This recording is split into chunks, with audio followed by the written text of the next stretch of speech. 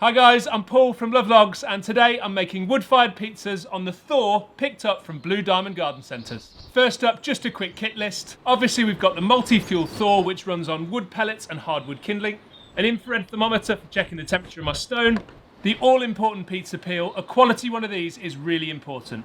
And then of course we've got the Lovelogs fuel, which this year we've launched in 24 Blue Diamond Garden Centres. But of course you're here for the pizzas, so let's get into it. I'm stretching and topping my pizzas inside today because it's super blustery outside.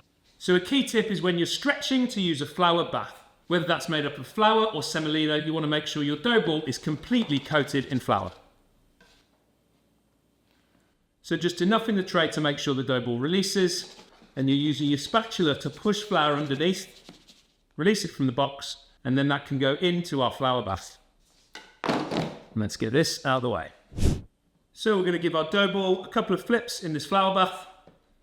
As I said, semolina is fine for this. Pick it up and move our flour bath out of the way so we'll stretch directly on our surface.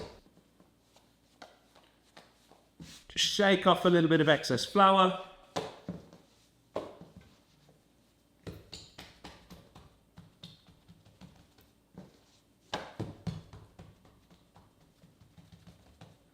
And I've pushed the air from the centre of the dough ball out towards the crust. And that's formed our crust shape here, which has got air in from the fermentation process.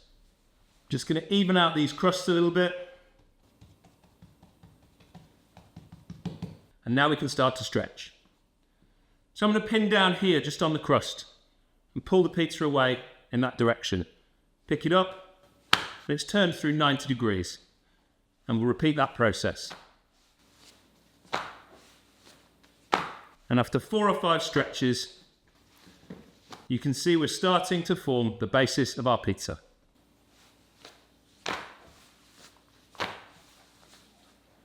Just pick it up, a little drag around my knuckles, and this is ready to top. Tomato sauce. I often use crushed San Marzano tomatoes, but this is just the mutti pulper with some sea salt. Works brilliantly in a pinch. With sauce, just try not to use too much. Too much sauce can just leave a pool of moisture in the middle of your pizza once it's baked.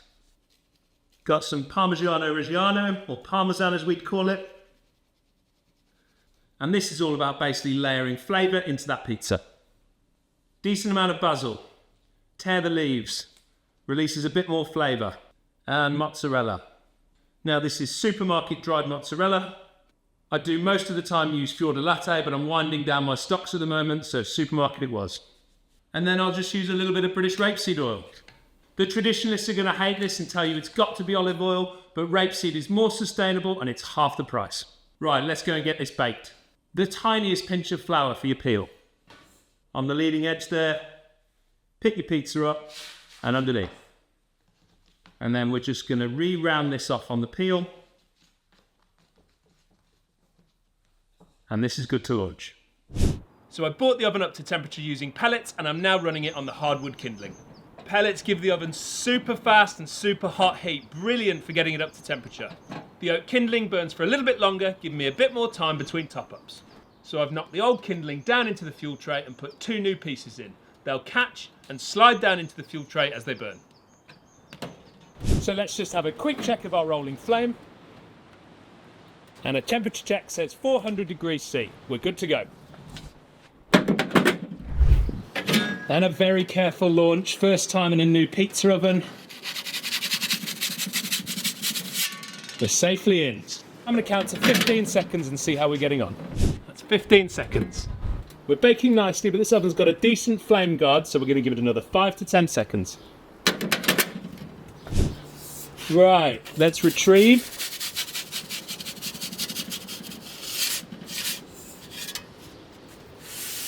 So I didn't quite have the colour I wanted on that pizza, so it can definitely take a little bit longer.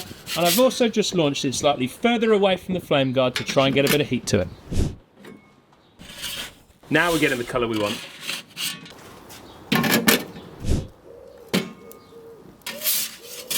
So just 5 or 10 seconds on the 2 sides I've already baked just to give them a bit more colour and this pizza will be done.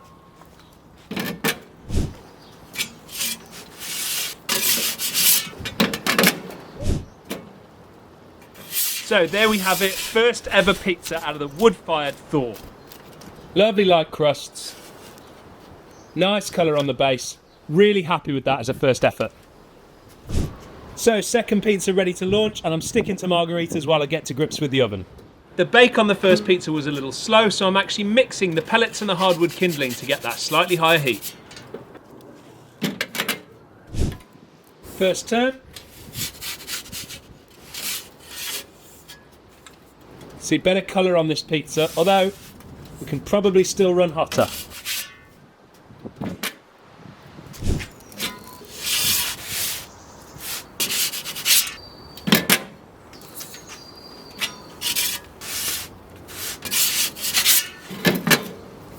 So we should be fully baked now.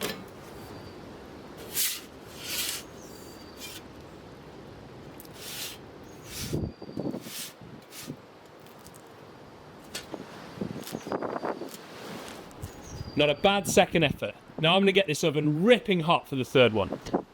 Right, I've strapped my big boy pants on. We've stretched the pizza to the extent of the peel, so this is a genuine 12-inch pizza in quite a tight wood-fired oven. We've got pepperoni, ndoya and pineapple. It's like a modern Hawaiian.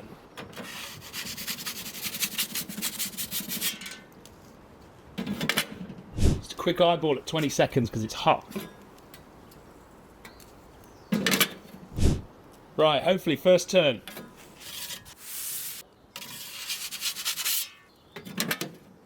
Second turn.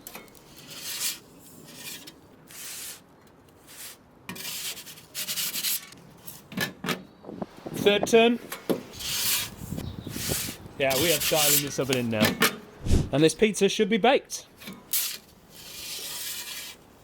That is a gorgeous, genuine 12-inch pizza cooked in a value pizza oven. So there we go. I'd say it's pretty conclusive that the Thor can knock out an epic wood-fired pizza. With pizza number 1, there was a bit of a learning curve about how hot to run the oven, so I switched it up and used pellets and the hardwood kindling.